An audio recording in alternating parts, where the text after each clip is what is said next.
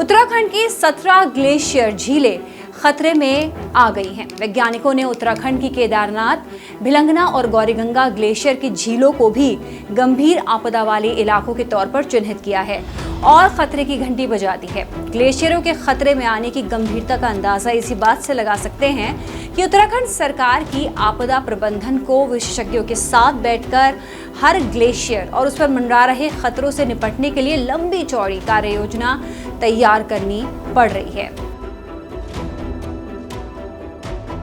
उत्तराखंड आपदा प्रबंधन की देहरादून में हुई बैठक में विशेषज्ञों ने राज्य के ग्लेशियर झीलों को लेकर सरकार को आईना दिखाया। इस आईने में ग्लेशियर की सच्ची तस्वीर देख बैठक में मौजूद लोग सिहर गए। ग्लेशियर झीलों के हालात ने अधिकारियों और वैज्ञानिकों की आंखों के सामने केदारनाथ हादसे की भयानक तस्वीरें घूमने लगी। आपदा प्रबंधन की बैठक में वाडिया हिमालय भूविज्ञान संस्थान के वैज्ञानिकों ने डराने वाली रिपोर्ट पेश की।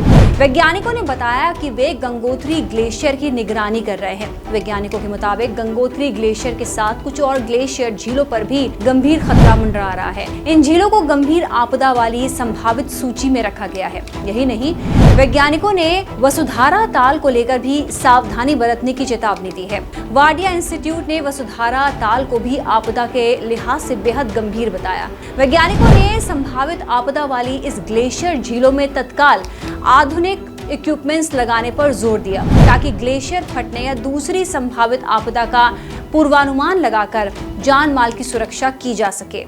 हिमालय में 10,000 से ज़्यादा ग्लेशियर्स हैं, तो उन ग्लेशियर्स में जो बड़े ग्लेशियर्स हैं उनके नीचे ग्लेशियर लेक्स बन जाती हैं और वो लेक्स का size even though time to time बढ़ता जाता है। तो ऐसी चिन्हित की गई हैं लेक्स, सेवरल लेक्स हैं ऐसी जो इवन दो हाईली वल्नरेबल हैं।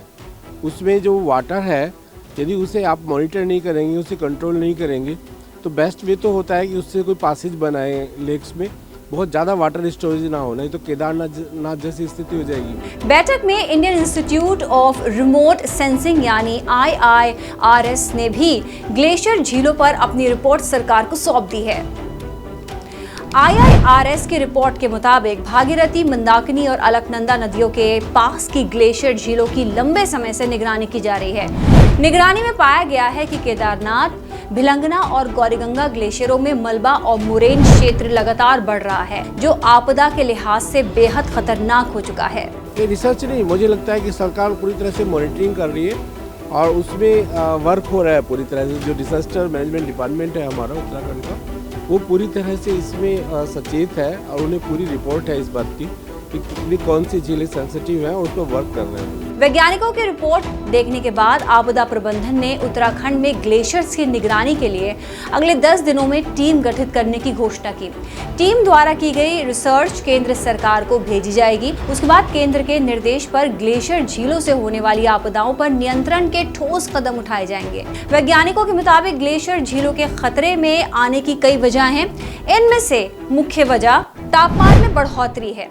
तापमान बढ़ने की वजह से ग्लेशियरों के पिघलने की रफ्तार बढ़ रही है और वे तेजी से पीछे हट रहे हैं। ग्लेशियर के पीछे हटने की वजह से खाली हुई जमीन मलबे के बांध या मुरेन के कारण झील का आकार ले रही है। झीलों में लगातार बढ़ रहे पानी का दबाव एक सीमा के बाद मलबे के बांध को तोड़कर नीचे रिहायशी इलाकों में बाढ़ का कारण बनता है।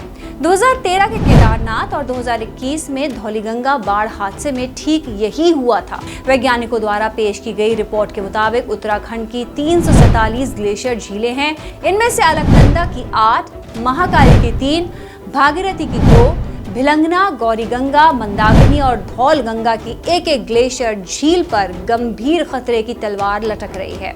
सरकार सबसे पहले खतरे में आई 17 ग्लेशियर झीलों पर काम करेगी। इसके बाद उत्तराखंड के सभी ग्लेशियर्स पर संजीदा तरीके से नजर रखते हुए उसे खतरे की जद से दूर किया जाएगा।